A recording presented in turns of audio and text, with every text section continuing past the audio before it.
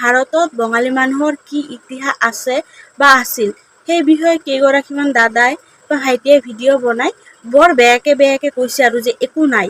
তেখেতসকলৰ উদ্দেশ্যে মই এটা ভিডিঅ' বনাইছিলোঁ যে বঙালী মানুহৰ ইতিহাস কি আছে ভাৰতত বা বৰ্তমানো কি আছে বা তেখেতসকলে কি ভূমিকা গ্ৰহণ কৰি আছে সেই বিষয়ে মই জনাত সাধাৰণভাৱে মই কেইগৰাকীমান মহান ব্যক্তিৰ নাম ইয়াতে উল্লেখ কৰিছিলোঁ আৰু তেখেতসকলৰ কি ভূমিকা আছিল সেই বিষয়ে সাধাৰণ দুই এষাৰকে কৈ গৈছিলোঁ।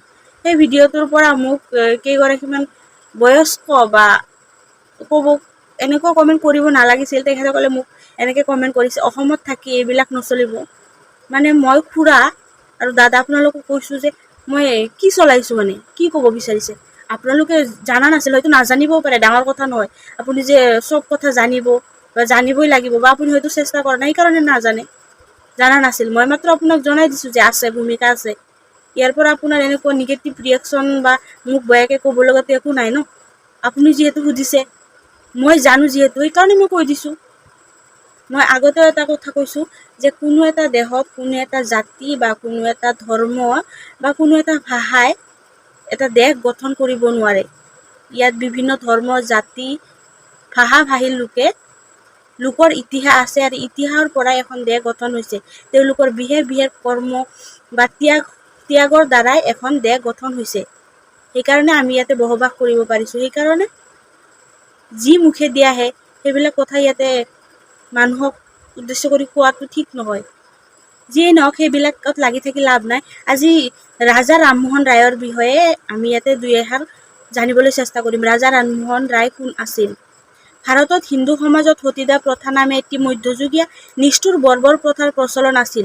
সেই প্ৰথা অনুসাৰে স্বামীৰ মৃত্যুৰ পিছত তাৰ বিধৱা পত্নীক জীৱন্ত অৱস্থাত স্বামীৰ চিতাত একেলগে দাহ কৰা হৈছিল বা জীৱিত পুৰি মৰা হৈছিল। সেই সময়ত সমাজ সংস্কাৰক ৰাজা ৰামমোহন ৰায়ে সতীদাহৰ বিৰুদ্ধে সৰ্বপ্ৰথম প্ৰতিবাদী আন্দোলন আৰম্ভ কৰিছিল। তেখেতে 1818 চনত সতীদাহ প্ৰথাৰ বিৰুদ্ধে বাংলা পুস্তিকা প্ৰকাশ কৰে। 1818 চনত সতীদাহ প্ৰথাৰ বিৰুদ্ধে এটি বাংলা পুস্তিকা প্ৰকাশ কৰে। 1819 চনত বিধায়ক নামে সতীদাহ বিৰোধী এখন পুস্তিকা প্ৰকাশ কৰে। তেখেতে প্ৰমাণ কৰিব বিচাৰিছিল যে সতীদাহ প্ৰথা ধৰ্ম বিৰোধী। ৰাজা ৰামমোহন ৰায় এটা বিশেষ শাস্ত্ৰৰ অভিজ্ঞ ব্যক্তি আছিল। তেখেতে বাইবেল, কোৰাণ আৰু হিন্দুসকলৰ সকলো ধৰ্মগ্ৰন্থ অধ্যয়ন কৰিছিল আৰু সেইবিলাকৰ পৰাই তেখেতে অনুভৱ কৰিব পাৰিছিল যে সতীদাহ এটা ধৰ্ম বিৰোধী প্ৰথা আৰু ইয়াত নাৰীৰ মান সন্মান একো নাথাকে বা নাৰীসকল সুৰক্ষিত নহয়। সেইবাবে তেখেতে সতীদাহৰ বিৰোধিতা কৰিছিল। তেখেতে যুৱ শিক্ষিত সমাজসকলৰ সৈতে আলোচনা কৰি তেখেতসকলৰ মতানুমত গ্ৰহণ কৰি বিশিষ্ট নাগৰিকসকলৰ স্বাক্ষৰ সহ এটি আবেদন ব্ৰিটিছকাৰৰ ওচৰলৈ জমা দিয়ে। তেখেত আছিল লৰ্ড উইলিয়াম বেণ্টিস্কক। ইয়াৰ ওপৰত ভিত্তি কৰি 1829 খ্ৰীষ্টাব্দৰ 4 ডিচেম্বৰত 17 নং ৰেগুলেশ্যন আইন পাছ হয়। এই আইনৰ দ্বাৰাই সতীদাহ প্ৰথা বন্ধ হয়। ৰাজা ৰামমোহন ৰয়ক আধুনিক ভাৰতৰ পিতৃ আৰু বংগৰ নতুন যুগ বুলি কোৱা হয়। তেখেত এজন সমাজ সংস্কাৰক আছিল। তেখেতে ব্ৰহ্ম সমাজ প্ৰতিষ্ঠা কৰিছিল 1828 চনত।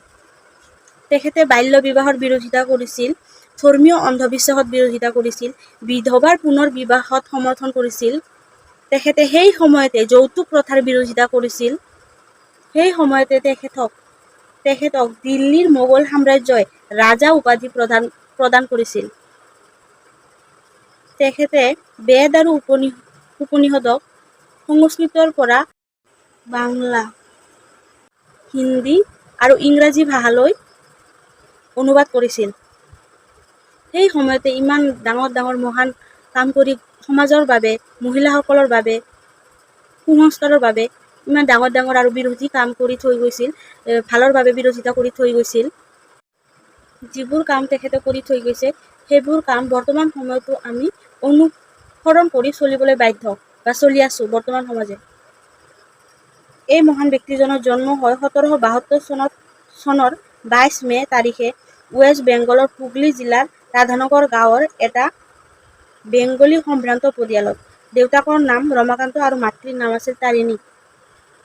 ইতিহাস যিহেতু জানিব বিচাৰিছিল, মই যিমান পাৰোঁ আপোনালোকক জনাই থাকিম, যিসকলে জানিবলৈ আগ্ৰহী আছিল।